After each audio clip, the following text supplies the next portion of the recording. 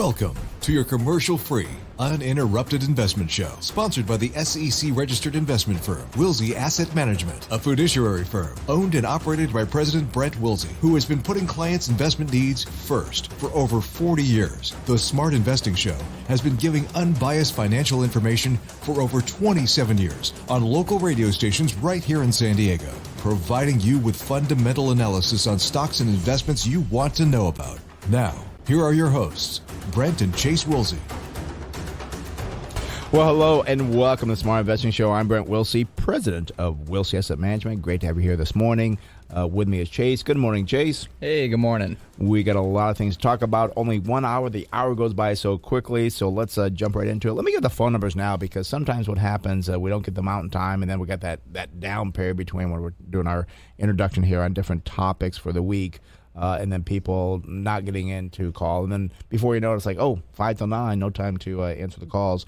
Phone numbers, write this down. You want to call into the Smart Investing Show, 833-288-0973. That's 833-288-0973. And as always, that'll get you through for your unbiased, no strings attached, fundamental opinion about what you want to talk about. Well, let's talk about chip manufacturing. I, for one, am glad to see positive news from the Senate regarding a bill designed to boost U.S. semiconductor competition.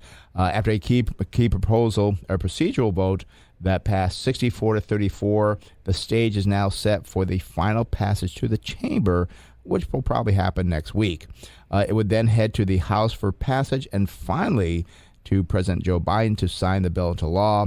The bill will provide, or the bill could provide, about $50 billion in subsidies to aid chip manufacturing. I want to underline chip manufacturing. Now, some companies like Nvidia, AMD, and Qualcomm aren't as pleased with the bill, as they say the bill does not do enough to support them and favors manufacturers like Intel. Manufacturing. That's a key word I want people to realize. Yeah, and we say this because, we personally think that, the bill should not help those chip designers because the chip design, well, that's a highly profitable business. A lot of them is that, no, we don't need the manufacturing. We'll just do the chip design because it's much more profitable. So they've been focusing on that. The manufacturing side, as I said, not as profitable, requires a lot more capital as well. And manufacturing, again, that's where the major issue is. We have seen 48% of chip sales come from U.S. companies over recent years. That's about half. That's pretty darn good, that's right? That's a good one, yeah. Well, just 12% of the manufacturing takes place in the U.S. Again, we don't need help with chip design. We don't need to give subsidies to these companies to do chip design and have, I don't know the exact margins, but I'm going to say a 40-50% margin on chip design. Right. We need the help on the manufacturing side. Especially when you look at that 12% of chip manufacturing now here in the U.S., that's down from 37% in 1990. That's a huge decline. And one thing, too, that we talk about, and I guess I hate to do it, but I got to bring up the political side. At first, I was stoked to see this bill. Yeah. I think it came out on Tuesday. But then now they're talking about, we got the baseline down for the manufacturing side, but also we should put some other stuff in there. And now there's talks that the bill could also include a $24 billion refundable tax credit for those semiconductor companies. I'm okay with that. I mean, that's still about $70, $80 billion that would go to chip manufacturing. Not terrible. I think it may be a little excessive, but not terrible. I start to have issues with $81 billion for the National Science Foundation. That's a doubling of the present budget. $9.6 billion for the Commerce Department's National Institute of Standards and Technology. $11 billion for the Commerce Department's Regional Technology Hubs. $50 billion for the Energy Department's Office of Science. $4 billion for the National Labs. And also, too, you can't forget this, $1 billion for distressed communities and labor markets. How do we go from a chip bill to a bunch of other crap that now all of a sudden it goes from $50 billion to $250 billion? This is why nothing gets done in politics. And Chase has been in politics for many years, and it's unfortunate. I've said this. Why can't they just focus on what they're doing And the reason that I've been told is because it's like a deal thing. Like, well, okay, we'll do this for you. We'll pass that, but you got to add this onto the bill to make us happy in our region or our district, I guess is what they actually do. And it's just not right because the chip manufacturing, again, you said it's like 12% in the U.S. Back in 1990, it was 37%. It is falling, and we do not want to have a situation because chips are now in everything. They're in your watches. They're in your refrigerators. They're everywhere. We don't want to be dependent on someone else around the world where all of a sudden we need important chips, and they say, well, we're not going to manufacture them. We're going to put a tariff on you or something. So we don't want to be in that position. That's why people are getting confused why we're so for this, because manufacturing, it's like oil. When we were oil independent, we didn't care. Now we're going to Saudi Arabia, knock on their door, like, can you please give us some oil? Don't want to be that situation with chips. And I've talked about this before. Taiwan Semiconductor is the big semiconductor manufacturer in the world. Samsung's the other large fabrication company as well. What happens if China invades Taiwan? Yeah. We would have a huge shortage of chips. That would be a major issue if we had conflicts with China, or if the conflicts with China really escalated. Yeah. That would be a major problem. And the thing I look at, too, is, 75%, this is something that I pulled out, 75% of the world's chip manufacturing, it's concentrated in East Asia. Yeah. So you have an issue there. What are we going to do? That would be a huge problem for our society now, because as we talked about semiconductors and everything.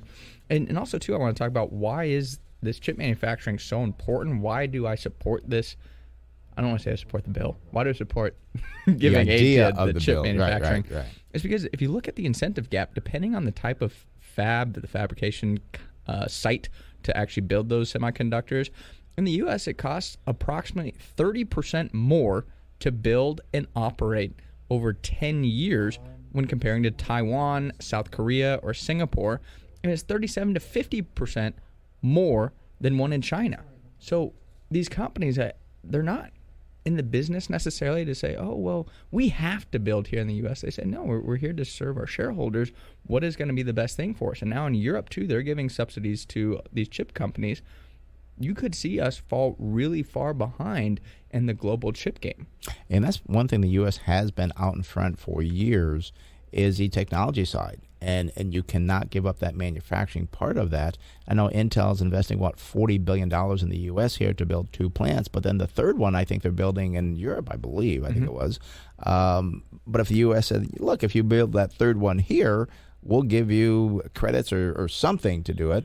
And also, too, I think I encourage other ones, not just Intel, but other companies, maybe a Qualcomm, maybe Nvidia, like, oh, let's build a manufacturing plant in the U.S. to manufacture chips, which would do multiple things, provide jobs, but also keep it here in the U.S. is the important part. Yeah, and the thing I look at, too, the reason I'm okay with government spending, but I look at it as kind of an investment.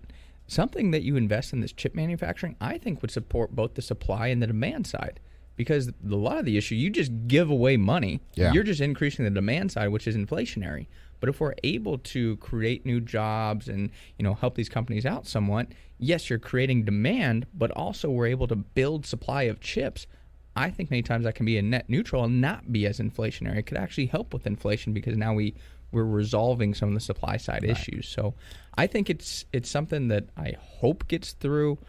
In the original, skinny. Yeah, in the original format, or you called it skinny. Yep, a skinny bill. A skinny bill. Okay, yeah, that would be nice to do what it's intended to do, and not give billions of dollars to the frivolous things that you. And yeah, they're frivolous. I'm sorry. And because Intel, what they're saying is we're still planning to build chip manufacturing sites in America, just because I think probably just supply chain issues. They know that they don't want to have that down the road, but they said the speed at which they build them could really be several years slower if they don't pass anything to aid in the chip manufacturing. Because companies aren't just going to say, oh, well, yeah, here's, I'll just invest $50 billion this year. Even though Intel makes a lot of money, they're not just going to invest at a rapid rate. But if they do have a reduced cost of capital, they can invest much quicker.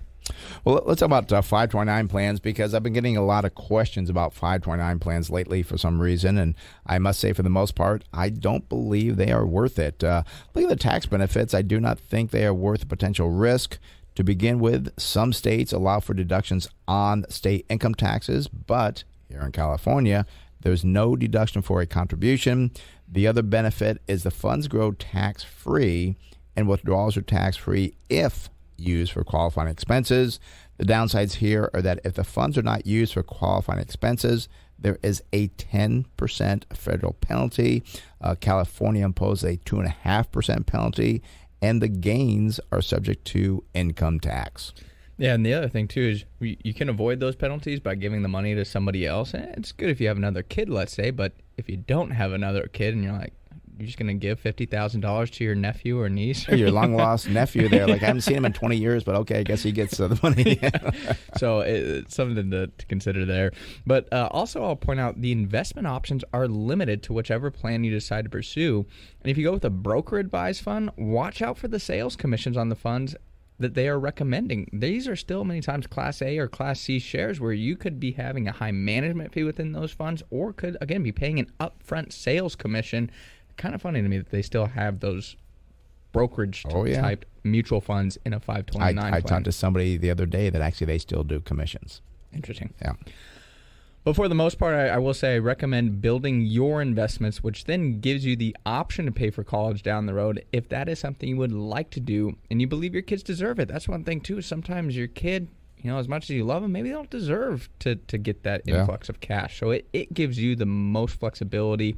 I will say there are some cases the 529 plan makes sense, but for the average person, I'd say building your net worth, much, much better option there. Yeah, and a lot of people just want to go that direction because they hear it's good and they don't sit down with a good financial planner. And again, that's why we have Harrison Johnson. But also, too, we will kind of look at that as well. And I've never been in favor of these. What I've always talked about, I did it, with you and my kids, like build your own net worth. And then if your kids are going to go to college, because college is not for everybody. No. It's not like it doesn't mean you have to go to college to be successful. There are other things you can do. Right now, we've talked in the past too about how strong the trades are. You can go to trade school and actually journeyman, things. We can start as apprentice and move up the ladder that way. But it's not always the right way to go. So I've never been an advocate of saving separately for kids' colleges because what do you do with it? Again, you give it to the nephew or you give it to your kid or you keep it, pay the penalties, build your own net worth, and and then also too, it can hurt you, I believe, also if you're qualifying for loans as well, trying to get loans. Yeah, I have seen that as grants. Well. Yeah. So it's something you got to watch out. I have seen though, if you have, if you're building your investments, that hurts you as well anyway. So if you have money, it doesn't matter if it's a 529 or an investment plan. Right. So you don't get the grants or the loans that way. But but again, it's just something that who knows? I mean, your child's 2 years old. Unfortunately, I've seen kids that they get to be 18, like, no, I don't want to go to college, and And what I've done is, when I've talked to a couple of people about this, I say, okay, how much are you thinking of saving for your kid? Just like $100 a month. I say, okay, $100 a month. That's a good idea. You start saving and building up your investments, let's say. But you look at the tax benefits again, and this was a friend that lives in Colorado, so there was a small tax benefit there. But he's like, that's it? And I was like, yeah, that's the only tax benefit. Oh, that's not worth it then. I was like, no, it's really not. And I said, there are some, but he said it favors the wealthy many times where that's who it makes sense for. The average person that just wants to save $100, $200 for their kid in a 529 plan, not worth it. Yeah. Really not worth it. And my thing I did with all you kids, either you're going to be in a full-time sport or you're going to go to work and you're going to provide your own way. And that's worked well. And I've discovered with my first child that I said, I want to help her out and have no time for anything. It was terrible because you had so much time to be free and party and stuff. Don't do that with your kids. Yeah. Let them, work through school, or again, not like badminton or something. I'm talking you played football, and I think you would get up at 6 in the morning, go to practice. I mean, it was a very hectic schedule you had, and not just during football season. I think year round, pretty much. Friday mornings workout started at 5 a.m. But there you go. Yeah. So, but again. It was tough. But I was going to say, too, one thing on the 529 plan is kind of funny is they have different types. And I always recommend doing, if you say, you know what, Brent Chase, I disagree with you, I'm doing 529 plan. Sure. They have different ones that you can do. There's the brokeraged ones. I'd say don't do those. There's the direct funds where you can go directly to different states. And here in California, you can choose the Iowa 529 plan. Right. So you can kind of pick and choose. I don't know who in their right mind would choose the California one, because the only time you have to really choose your state is if you get that tax deduction. Well, California doesn't offer any income tax deduction, so I kind of looked through the options there. I would tell nobody to do the California 529 plan. And like for your friend in Colorado, do they have to go to Colorado school because they got the deduction for that? No, they don't. You I know just some plans you have to go to certain schools that you do, so be careful of that as well. Yeah, you got to be careful. You got to read the fine print with some of them, but the expenses, and they have advisor recommended 529 plans and broker recommended 529 plans. I talked to a company that did the advisor recommended one, and they're like, oh, yeah, well, then you have a fee for this and a fee for that. And I'm like, Jesus. And you have to use these funds still, and you're like, oh, well, this is just terrible. So that's the big thing. You got to watch out for those 529 plans, is there is a lot of expenses wrapped up in them unless you do the state plans. And I think for a lot of brokers, that's an emotional sale. Like, oh, you've got to provide for your child's college. How dare you not do that and stuff. And it's just like, it's an emotional thing, like selling life insurance, an emotional thing where we look at more as the investment, what's best for the overall situation. We do have, I think, some fun 529 plans that are. Well, we have a client, and it's something that we'll do for our clients, kind of like how we help our clients with their 401ks. We can't manage it, but I said, yeah, send me your list of options. I think she had one, and they had a lot in the 529 plan there, so it was too late to kind of go back on it. And I said, yeah, send me your list of options. I think they had the Utah 529 plan, and there's a couple good mutual funds in there. So I said, yeah, these are the funds I would recommend. But, yeah, the expenses were much lower than, again, doing a broker type plan. It's a good selling product for brokers because it's something you can sell. Where we don't sell, we advise. So let's talk about solar panels, because apparently investing for green energy is not always going to work out well in the end. And I was surprised to lose myself. There has been a boom of solar panels for clean energy. Well, now it's coming out that solar panels only last, I was shocked on this, 20 to 25 years on average. After that, many of these panels are being shipped overseas or end up in landfills, because it turns out that to recycle them costs more than to manufacture new ones. You may be thinking, wait a minute, silicon is recyclable, which is true, but also mixed in with that silicone is cadmium, I think is how you pronounce it, and lead, and that's a problem. You got to separate those out to recycle the silicon. Yeah, and the other thing that we look at here too is the Department of Toxic Substance Control from the state of California has listed solar panels under the hazard waste title as universal waste. If you have panels that were installed 20 years ago, they also lose their efficiency by about 0.5% per year. So if your panels are 20 years old, you're now only getting 90% of the energy that you were getting when you first bought them. I gotta say it, I would not want to be holding the public solar companies SEDG. I know First Solar is there, FSLR, and MAXN. Those are the ticker symbols for those companies. As I imagine in future years, they will be blamed and be hit with lawsuits and penalties to clean up the mess. Yeah, and I was so disappointed in this because I was thinking, okay, this would be an area to invest in because it's something that's good long term. But I do see, and again, the tobacco companies got blamed for cancer. There's other ones I can't think of off the top of my head that have been blamed for the same thing, and I see the same thing happening. Again, I'm not talking gun manufacturers. Gun manufacturers, there you go. They're always trying to blame the big companies, and when we buy something, we want to buy it for the long term. It's possible we could see this in 3 to 5 years because all of a sudden the landfill's a problem. How are we going to take care of this? And it really concerns me, and that's, again, we look at investing in public companies, that they're going to be left holding the bag. And I feel bad for people doing this. And because I was thinking about, and I don't have solar yet on my house, but would I get it now or not? You'd have to do the numbers, really, because I thought they would last 50, 60, 70 years. I thought it'd last forever like your house.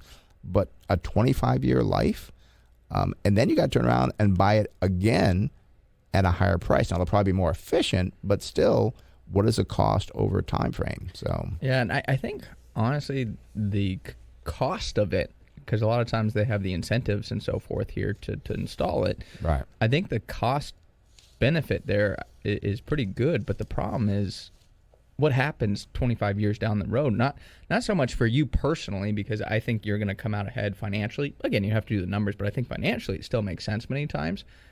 But the big problem I see again, what do we do with them? You know, especially if everybody starts doing, especially you're pushing this solar push.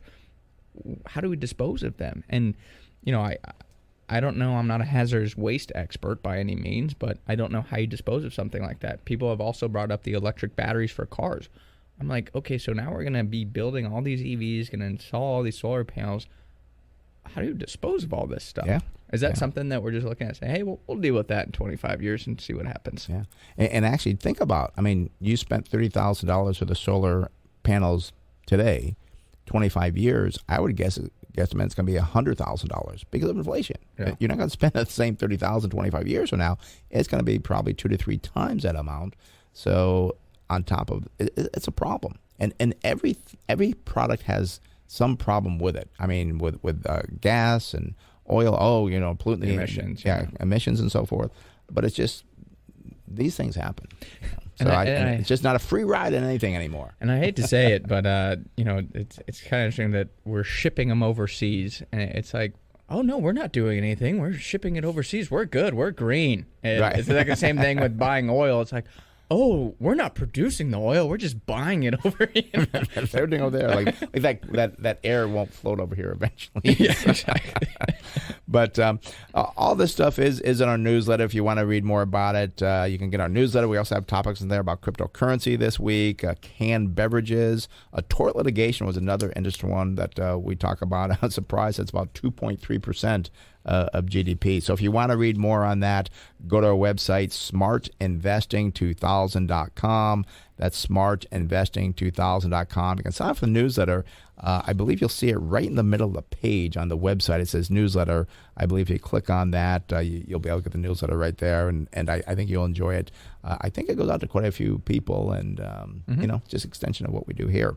All right, phone numbers here, 833-288-0973.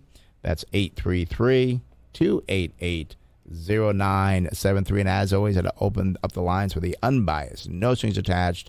What you want to talk about your investing. Maybe you have companies that you have that you're not sure if you'd hold in the portfolio. We keep telling you now, and it's funny, Chase, back, probably 7, 8, 9 months ago, we weren't having much to buy.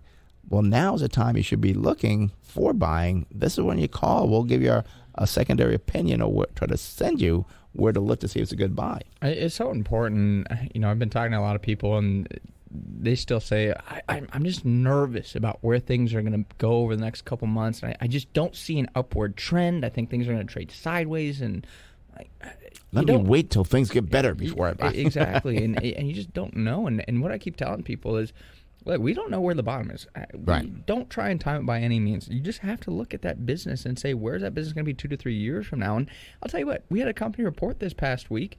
They reported great numbers. They went down 7%. Yeah. Oh my gosh, terrible. It's like, no, it's a great business. And I'm not worried about this last week of being down 7%. Where's that coming to be 2, 3, 4 years down the road? You have to understand that your companies are going to hit short-term speed bumps. The stock price is going to be volatile in the short term, and you're not going to buy at the absolute bottom. And I keep telling people as well that both you and I, our portfolios, pretty much fully invested at this point. Yeah. And Warren Buffett's famous saying, be fearful when people are greedy, and greedy when people are fearful. And right now, we've been greedy, and I think it'll pay off. I think we'll see a whole different story by the end of this year, December 31st, and we're prepared for that. I think so too. All right, phone number is 833-288-0973. Again, that's 833-288-0973. Let's go up to Alpine and speak with Jim. Jim, you're on the Smart Investor with Brent Chase. How can we help you out? Good morning, gentlemen. Good morning. Welcome back, Brent. Thank you very much. Appreciate that. I couldn't agree with you more on that 529 plan. I mean, one of the things that I factor into all that sort of long-distance planning is there's going to be 10 Congresses between now and when you use the money, and you think the laws are going to be the same? Good point. Very good point. And the other thing is, in all seriousness, my recommendation is take the money you're going to spend on your kids' college, and when they're 4 and 5 years old, get a membership in a good country club. And I'm serious, and enjoy the and they'll grow up with the sons and daughters of other wealthy families. And when you want to get a job, you'll have the networking you've already created. Yeah, well, that's a different angle. That's very good. Yeah. So let's talk about Iron Mountain, if you would, please. I'm looking at buying it for the dividend. Okay. And as always, I'm concerned about the possibility of that continuing, for the next, let's say the next decade. Okay. And I see they're a specialty REIT. I believe they hold, and Chase will probably look this while I'm speaking here, not conference centers, like storage centers or something, I think is what they hold. But I'm going to go to the numbers here. And Chase will kind of look at that a little bit probably as well. So company again is document storage and stuff. There we go. That's what I was looking for. Thank you. Iron Mountain, symbol is IRM. 8.1% float on this company, which it's not high, but I'm surprised it is at 8.1. Institutional ownership is 79.1. PE ratio 31.1. That's high, but the industry's at 34.1. Price of sales looks good, 3.0 versus 7.2. Price of book value is expensive, 18.2 versus 18.3. And we do see price of cash flow 18.6, just under the industry at 19.9. PEG ratio 4.4. The lower the number, the better. The industry is at 8.7. Now, unfortunately, year-over-year earnings fell by 27.3%. The industry is up 25. Why did Iron Mountain earnings go down 27% over 1 year? Their sales went up 8.4%, not quite as good as the industry gain of 10.5. The 5-year earnings per share growth estimate by the analyst is 6.4%. The industry is at 16, so not doing well there. They do pay a 5.2% dividend. They use 159% of their earnings to pay that out. That compares to the industry using 112% of their earnings to pay that out, and they pay out 2.7. So they could be paying too much of their earnings at this point in time. We do see that we have on the balance sheet a current ratio of 0.9 versus 1.2. Debt to equity 16.4 versus 4.9. Again, you got some real estate, so it's a little bit different, but that number still looks high to the industry. I would be worried about that. Net profit margin 9.6 versus 20.8. Return on equity 59 versus 27. I think this company has low equity is my guess. But I can turn over to you, Chase, on what you got there. I was just thinking about this company, too. I know they do that document storage and so forth, but I believe I see their trucks for like shredding documents and kind of part of that that service. I wonder kind of how that works, because generally the REITs, they're collecting cash flow from rents. But if you're shredding documents, that's not really rent. That's a service. Right. So I that's something I'd be interested to kind of find out more about is why are they classified as a REIT? Where does their revenue coming from? Maybe it's a smaller part. But again, this is when you're investing in a company, you want to know the answer to these questions because you bring up some good points to get answered. Yeah, well, with that, let's take a look at the numbers going forward here as well. But to start, the current price for, again, Iron Mountain, it's $47.37. I see 52-week high here, $58.61, and the 52-week low, well, that's $41.67. Year-to-date, I see it's down about 7.2%. If I go forward to December 2023, again, we're looking at the FFO, or the funds from operations. I see that's estimated to be $3.20. That would give us a target sell price here of $53.12. So it's pretty close. Just based off the valuation alone, it'd be in our hold category there. Wouldn't be a buy at these levels. And as I said, there's a lot of other questions with that debt level and also, too, just the functionality of the business. Yeah, and also, too, very important, we use FFO, funds from operations, because we don't use the earnings because of depreciation on the REIT. So I'm not really I would not be spending more time on this myself, to be honest with you, Jim. I don't see enough there that gets me excited about it. Very close to target sell price, only about 13% away or so. Yeah. So I'm not thrilled with it. I think you said you hold in the portfolio. I'd probably want to know more about it. It may come a sell if you do a little more research on it. All righty? All right, can you hear me? Yeah, we can hear you. Yeah, it's a little bit noisy in the background. Oh, okay, because it does that. The audio went dead there for about a minute. I had to call back. Oh, okay. That's interesting. Yeah. Anyway, thanks a bunch. I will listen to the podcast so I can pick up the part that I missed. All right. And as always, thanks. And thanks a bunch. All right, See Jim. you guys later. Thanks for the call. Have a good one. Right. Bye-bye. Bye. All right. That is on the phone line, 833-288-0973. That's 833-288-0973. Let's go up to San Diego and speak with Fred. Fred, you're on the Smart Invest Show. Brent Chase, how can we help you? Yeah, hey guys, good morning. Thanks for taking my call. Sure. I just want to talk about this legislation that's in the Senate about this chip manufacturer. Give you a little bit about my background, my perspective, and then follow up with a question.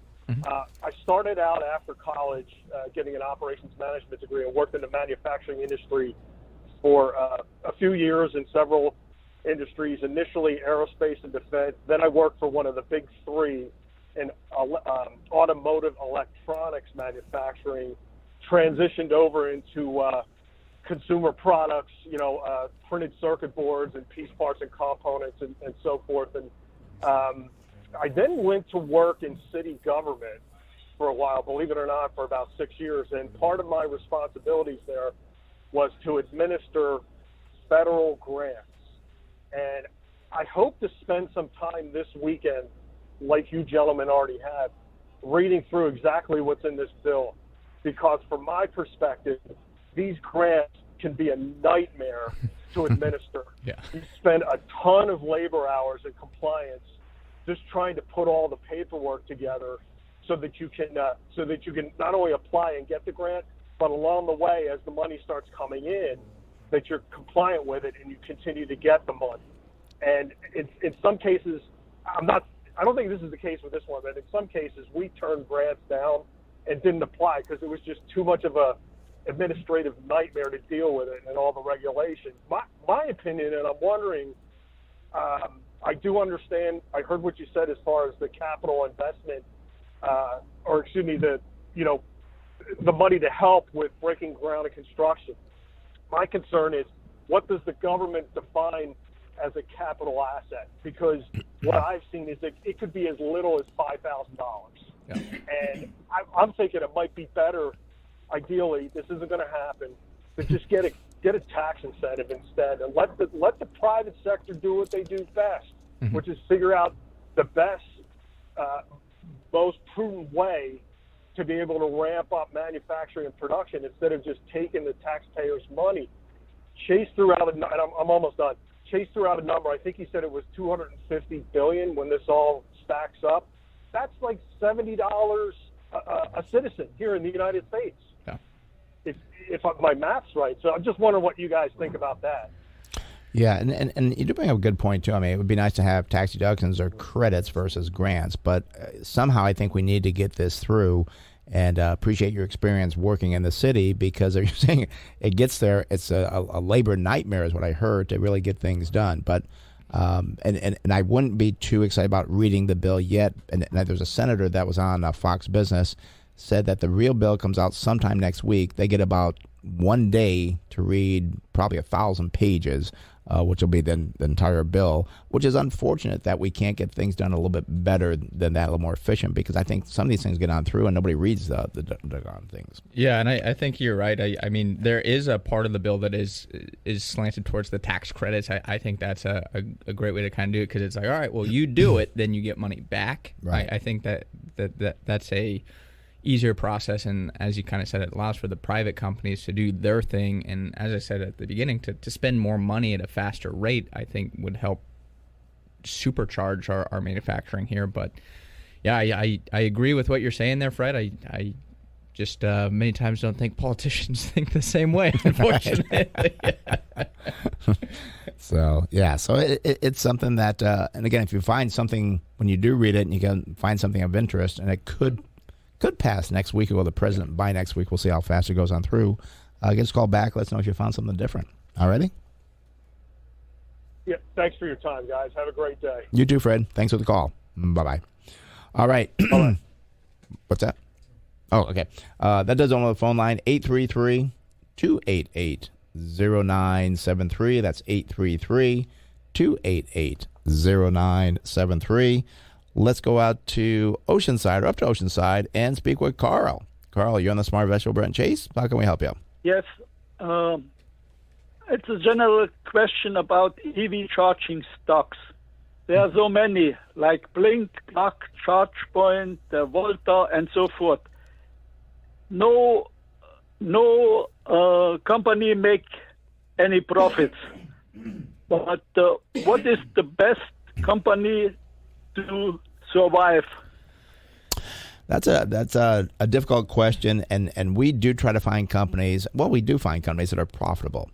Now, the charging stations that you're talking about, you're right, because right now they're capital intensive. They're trying to build that up to get all these systems around the country. You probably will not find one of them being profitable. At least I don't believe so.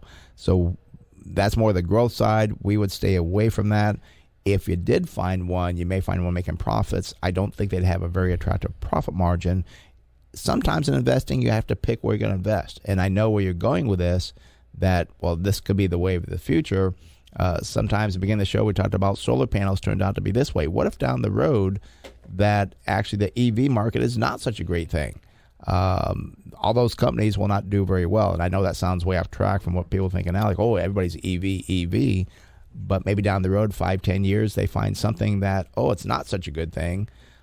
That's why we want to invest in established companies that are on sale, not try to predict what's going to be a great business down the road 10 or 20 years. Well, and I want to also understand, too, about the EV charging stations is what is their path to profitability? There's a lot of times companies where they're not making money yet, and it's still not something we invest in, but I can see how you become profitable in that type of business. With the EV charging, I also worry, what if all these people, they don't need the EV charging because we just all charge at home and you charge very slightly on the road? I don't see how that's going to be extremely profitable.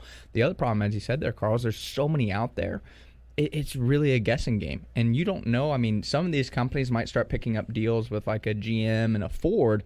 Well, if that one had bad numbers and all of a sudden they get those good partnerships, well, that might be the one that survives. You just don't know. You can't predict the future. You don't know what's going on behind the scenes here. It's really a gamble here when you're looking at these EV charging companies. Yeah, the other thing, too, like gas stations, you could not fill up gas at your home. But you bring up a good point, Chase, is that what prevents you from buying an EV and just getting the charging station at your home because you got electricity there? So maybe there'll be too many of these charging stations. I do see a lot of them now from Tesla, and I guess they're convenient. But sometimes I've heard it takes 2 hours to do that. So it's just an area, Carl, that I would not want to be even looking at because it sounds like it could be something in the future, and I could be wrong. But I just don't think, again, it's something unique where we had gas stations. You had to go to the gas station to fill up your car. You don't have to do it with an EV car. So I would not be wasting my time looking at that area. All righty? Okay. Thanks for calling, Carl. Bye-bye. All right. That opens the phone line, 833-288-0973. Right now, it's time to go to our financial planner, our CFP, Harrison Johnson. Good morning, Harrison. How you doing this morning? Good morning, guys. I'm doing well. How are you guys doing? Good. Very important subject today because I think a lot of people don't understand this. You're talking about understanding internal rate of return, also known as IRR. Yeah, so I thought it was helpful to talk about this because this is something that you can use to look at really any type of investment, whether it's a series of stock investments over time, real estate investments, annuities, life insurance, Social Security, all types of things. And basically what the IRR is it's how you calculate return of a series of cash inflows and outflows over time. So quick example, if you invest $10,000 a year for 30 years at 8%, you'll have $1.1 million at the end of that 30 years. So in this, your cash outflows are technically this $10,000 a year that you're putting into this investment, and then at the end of this 30 years, you are able to receive back cash inflow, $1.1 million, and so based on that, the IRR is 8%. So that's a quick example.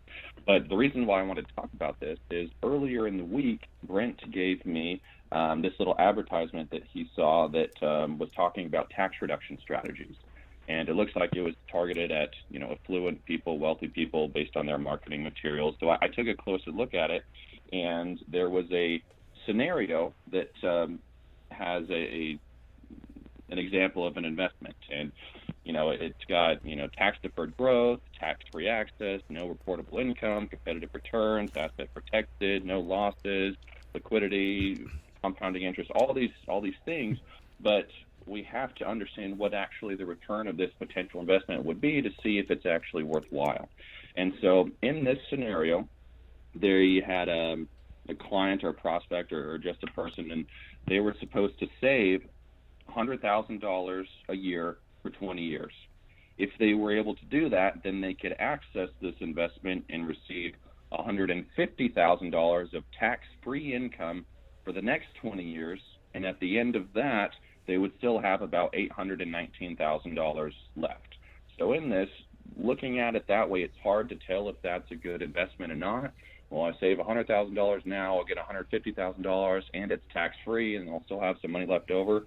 But if we actually look at the cash flows of this, $100,000 out, $150,000 in, $1,819,000 remaining after that, the internal rate of return of that is a little bit less than 3%. So 3% is not very good. If we told our clients, hey, if you invest in us, you'll get almost 3%, we wouldn't have many clients.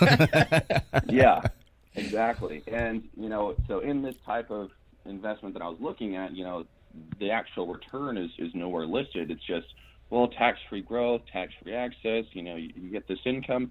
But in order to determine if it's actually something worth pursuing, we have to look at that IRR. So it's a good calculation to apply to a lot of different situations. And Harrison, the ad you're talking about was in a magazine. It was a full-page ad, and it was very enticing. I saw it like, well, gosh, I'm making that kind of income. What are they doing here? And I knew it was some smoke and mirrors, I'll call it. That's why I gave it to you to kind of take a look at it. But you came out with an internal rate of return of, 3%. No one's going to do that. They're just going to go to these guys like, oh, wow, look at what I'm getting and so forth. Look at these tax deductions. I would love to see one of those clients hear this ad or hear us here on the radio, give you a call, go to you and have you do the returns. Like, well, that's not what they told me. Well, it's because, as you said, they don't speak returns. It's they use the buzzwords of tax-free, reduced taxes, asset protection. Yes. Yep.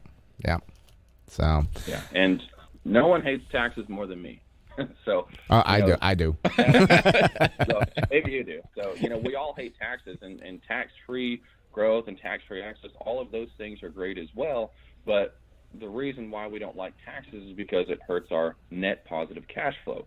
That's what we want to look at. In this situation, even though it's tax-free, less than 3% return over 40 years, that's not a good return that anyone would be happy with.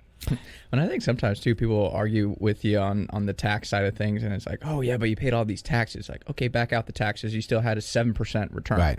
And it's like, would you rather make 9%, pay taxes, and let's say have a 7% return, or, hey, you paid no taxes, but you made less than 3%? Man, that's pretty darn good, right? Yeah. Sitting in cash, you don't pay any taxes, but you also don't have any growth. Well, Harrison, that's why you're at Wilson Asset Management, because you're, I'm going to say, the best financial planner in San Diego, perhaps the state of California, because you look at things much deeper. You're not trying to sell people product. You're not trying to sell them insurance or annuities. You're really trying to look at their situation, their financial plan, like a cash flow analysis, internal rate of returns. That's why you're with Wilson Asset Management. So thanks for your topic today. We appreciate it. We'll see you on Monday. All right, thanks, guys. We'll see you Monday. All righty. Bye-bye. All right, again, that's Harrison Johnson. He's a CFP with Wilson Asset Management. If you want a free consultation with him, go to our website, smartinvesting2000.com. That's smartinvesting2000.com. You can send him an email, or you can call him at the office at 858-546-4306. Again, that's 858-546-4306, and you can reach Harrison through the phone. All right, let's go back to the calls here. Let's go. I think next on the line was Joe in Oceanside. Good morning, Joe. How you doing? You're on the Smart Investing Show. How can we help you out? Good morning, gentlemen. Nice to talk to you again. Well, good. Glad you're there. Yeah, you disappear on us for a little bit, and then you come back. Well, I had to build up some stuff, and I hope you helped me over because I'd give me more time. And I'm glad, Brent, you came around to GM not maybe paying a dividend until next year, like me and Chase thought. Maybe. All right, so I was wrong on that one. Okay, I'll be. That's once for the decade. Okay, but go ahead. Okay, it wasn't. I don't know if EVgo actually for that other caller, Carl in Oceanside, they did a deal with either Walmart or GM. I thought maybe. Yeah, I know GM's been, and GM did a deal with Pilot, the gas stations, and I think it was EVgo was their partner there. So yeah. Yeah, but anyway, and about that Intel Chase thing you were talking about, the inflation, whatever, wouldn't they make everything more expensive because doing it here, obviously? Part of the issue I look at too is the supply chain side of things. Is we don't have enough chips. So if we can get more supply of chips, it should then reduce the cost of chips overall, just an input cost for businesses. I think right now you look at a lot of auto manufacturers, they're not able to produce enough cars right now because, well, we have no chips. Right. So we need more chips. We need more manufacturing. That's kind of what I was talking about on the inflation front. And actually, sometimes things can be done cheaper here in the U.S. because you don't have the logistics. You don't have the shipping problems. I mean, so many things can be done better here, but it would be nice to have the government help a manufacturing company like an Intel or any other manufacturer do chips here. So it may not be that much more expensive. And the big thing for me is control. I don't want to be dependent on some other country for things such as important as chips. So Agreed. Okay, I called about the telecoms though, and I know you guys know this area, and VZ is the one I guess I should talk about because between AT&T and VZ, VZ just didn't grow any customers, and AT&T it was a different issue. They just people took longer to pay. Yeah. Well, we got some information on that, but do you hold Verizon, by the way, Joe? I can either confirm or deny. Okay. All right. Depends what I say about it. But, okay. Well, let's take a look at the numbers on Verizon. I'm glad you're calling about it because I was kind of curious. I know they came out with their earnings this past week. Company again is Verizon, symbol VZ. They're in the telecom services. Only 0.9% float. Surprise on the low institutional ownership, 64.5%. I thought that would be higher. Now, the PE ratio does look good, 8.7 versus 15.8. Price to sales, 1.4, same as the industry. Price to book value, 2.2 versus 1.8. And price to cash flow, 5.1, just slightly ahead of the industry at 4.9. They do have a good PEG ratio. The lower the number, the better.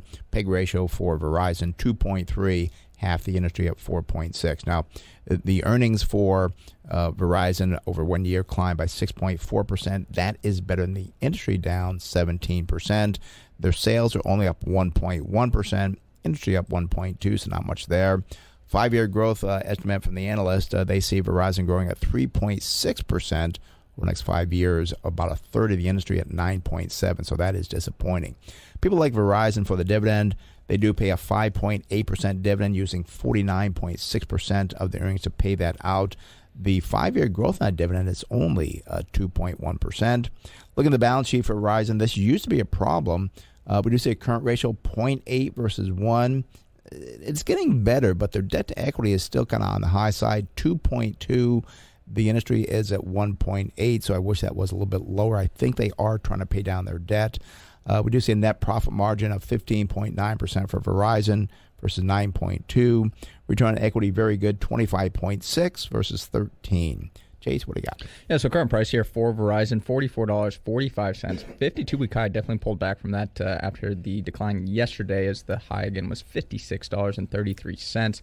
The 52-week low, $43.76. That was hit yesterday, so it did, I don't want to say bottom out, but it did come off that bottom there yesterday slightly. Year-to-date return down 11.3%. They were holding up quite well before the results, it appears.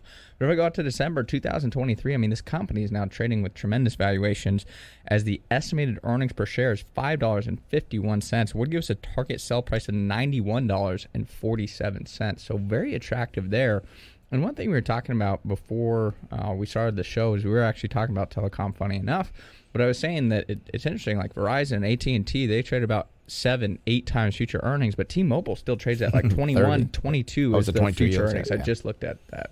Yeah. And also, too, the other funny thing, too, you brought up, Chase, was I think you said that Verizon grew their subscribers at 14,000? Yeah, it was in the low double digits there. Double digit versus AT&T grew at, I think, 800,000. Yeah, and that was on the postpaid subscribers for mobility. Right. So I think AT&T got hit with some negative, but still I think the numbers look better on AT&T. And also, too, 90 days ago, the earnings estimate for Verizon was $5.62, so their estimates have come down. And I do believe it's kind of funny that AT&T took a lot of flack for cutting their dividend, but I believe their dividend, and this was a little bit ago, was still higher than Verizon. Yeah. And I think personally, AT&T is more attractive in their valuation and is absolutely higher there. With Verizon, the dividend is higher at AT&T. I like AT&T better. But with that said, I mean, Verizon numbers here, they don't look bad, except that debt to equity is a little bit high. Yeah, and I know AT&T was paying down, I think, $400 billion of debt. I don't know if Verizon was on the same track or not. But these are things we look at on companies. So I think you can kind of tell we prefer AT&T over Verizon, but you won't confirm or deny if you own it, so I can't say good or bad for you. Well, yeah, no, I think AT&T has been, especially after hearing the earnings, AT&T definitely seems a little better. I I heard the word value trap running around Verizon, and I just, was wondering your opinion on that, or if you think they're just going to slowly get back to where, Yeah, I mean, they could be, because if they have no growth, but I don't think they're going to decline. I don't think you're going to have major issues. I don't know what Verizon does on the internet front as well, or if they just focus primarily on the mobility and the cell phone, basically. So I don't know the Verizon business as thoroughly, but I would say that if it is just mobility, I'm not too concerned about it necessarily being a huge value trap. I think you're not going to see Verizon stock go from, when I say 44 down to 20 or anything like that. That'd be ludicrous. But I mean, you never know. But I don't see it necessarily as a huge value trap. It could be, but I think at these valuations, it's pretty reasonable. And one thing we didn't look up for Verizon was the cash flow to see how safe that dividend is. I assume their cash flow is good, but you want to look at that. The payout ratio, did I give the payout ratio? I think I did for Verizon. What was it for the dividend? I think it was pretty good, 49.6%. So I think that dividend's probably safe with Verizon as well. So, all right, Joe? Well, I guess a lot of time for those who own Verizon, then just collect that dividend and hold on and wait, I guess. I guess you could, or sell it and buy something better. Thanks a lot, gentlemen. All right, Joe. Thanks for the call. Have a good one. Bye-bye. All right. That does open the phone line, 833-288-0973. Let's go to San Diego and speak with Jim. Jim, you're on the Smart Investing Show. Brent Chase, how can we help you? Hi, Brent Chase. Hey, I would like to get your opinion or run the numbers on Arrow Electronics, please. Okay. Do you hold that or looking to buy it? No, just thought about buying it, possibly. They seem to be trading in a very narrow range. I don't know if that's good or bad, really. Okay. Well, let's take a look at Arrow Electronics. Their symbol is ARW. They're in the industry of electronics and computer distribution. Only 2.9% float, 97% institutional owned. That's very, very high. We do see a PE ratio very good, 6.8 versus 10.8. Price of sales, 0.2 versus 0.3 for the industry. That's good. Price of tangible book value, 2.5 versus 12.5. So that's another positive there. Price of cash flow, not so positive, though, 38.3. That's above the industry at 25.6. And then the PEG ratio does look good, though, 1.1 versus 5.3. Now, looking at the earnings growth over the last year here, we see it's up 59.5%. That's better than the industry growth of 26.9. Sales, however, were only up 7.8 versus the industry up 51%. So the two are flip-flop, and I'm not sure why that is. So you want to find out why their sales didn't grow as good as the industry, but yet their earnings grew better than the industry. Did they have some write-offs or something? What's going on with those earnings to have them look so much better? They do not pay a dividend. We see on the balance sheet a current ratio of 1.5 versus 1.7. That's good. Debt to equity 0.6 versus 0.4. That's another positive. Net profit margin 3.6 versus 2.4. Return on equity also looking good, 23.6 versus 12.6. And even return on invested capital is 16.5, beating the industry at 10.6. I think it's going to come down to what Chase says about the earnings going forward here. Well, the other thing, too, is I was kind of looking at the company. I was curious what they do. Is they're actually a global distributor of electronics, and they connecting supplies and semiconductors, components, and IT solutions to more than 180,000 small and mid-sized customers. So they're almost like a middleman, it seems like, between semiconductor companies and then small and mid-sized companies. And it looks like they're the second largest semiconductor distributor in the world, and actually the largest for North American chip distribution. So pretty good-sized company here.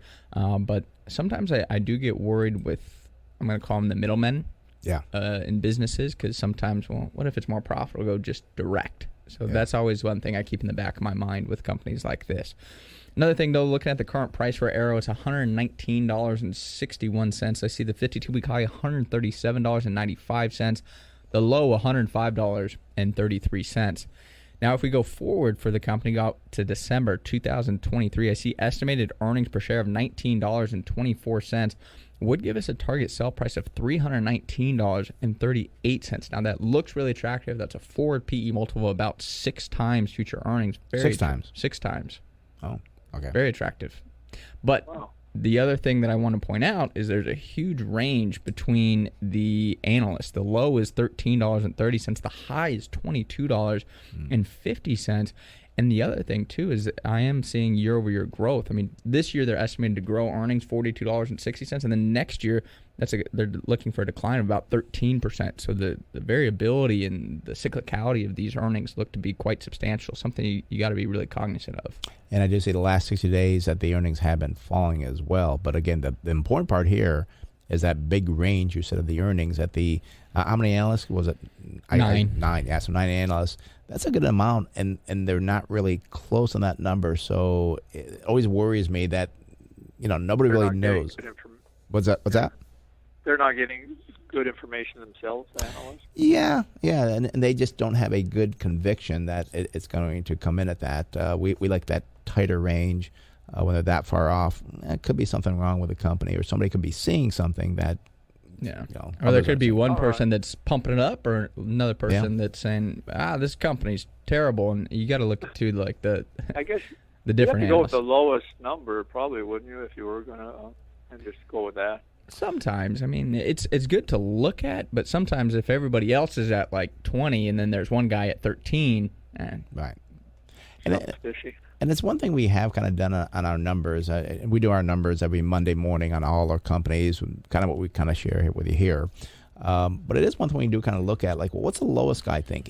And that's kind of like a bottom number, is that if that still is not below where the stock is, or it's not very, it still gives you a good price. That could be a positive. I think, what was that, $13.30 would give you a target price of what, Chase? Putting on the spot. I didn't even calculate the $13.30. Giving me a hard time over here. $13.30 would still give you a target sell price of $220. So it's still a good value, but there could have like cyclical peaks in this business where the PE multiple look very attractive when the cycle's high. But if the cycle pulls back, their PE could skyrocket because all of a sudden their earnings went way down. So there's always something you got to keep an eye out with. Companies that are cyclical by nature, and I don't know enough about Arrow Electronics, but it does concern me to see 42% growth followed by 19% decline. That tells me there are maybe quite large cycles here. Yeah. All right, thanks. And may I say something about green energy? I've heard recently too that those wind turbines, the blades only last so long, and now there's a problem with what do you do with them? It's hard to take them apart. Yeah. There's a big problem with that also. Yep, that's true. Thanks for that comment. Appreciate it. Okay, thanks. Okay, Jim, thanks for calling. Have a good one. Bye-bye. This today went by quick. We had a lot of callers today. I apologize to David, to Tony. We didn't get to you. A couple other people that went off. It was just a busy day on the phones today. So we're here every week. So if we miss you today, call next week. We can always get you next week there. Yeah, we're not going anywhere. Yep, and we have no workshop. We did the workshop this past Thursday. The next one will be, I think we said November. We're going to do November. But we're always, at the office for free consultations. If you want us to review your portfolio, sit down, talk more about what we do, we always do that for people. Give us a call at the office at 858-546-4306 and talk to myself or to Chase. And usually if you leave a message, Chase is usually the one that calls back and sets up the appointments. Yeah, and also, too, you can leave a note on the website. Yeah, there you go. All right, well, there's a closing bell. Thank you for listening to Smart Investing Show. It is for informational purposes only and should not be used as investment advice. If you'd like to discuss in more detail your investment needs, have other investment questions, feel free to call myself, Brent Wilsey, or Chase Wilsey at 858-546-4306. That's 858-546-4306. And be sure to visit our website, smartinvesting2000.com. That's smartinvesting2000.com. And for more daily educational information on investment tips, go to our Facebook group page, Smart Investing with Brent Chase Wilsey. Thanks for listening to the show today. We'll be back next week. Have a great weekend, and we'll talk with you soon.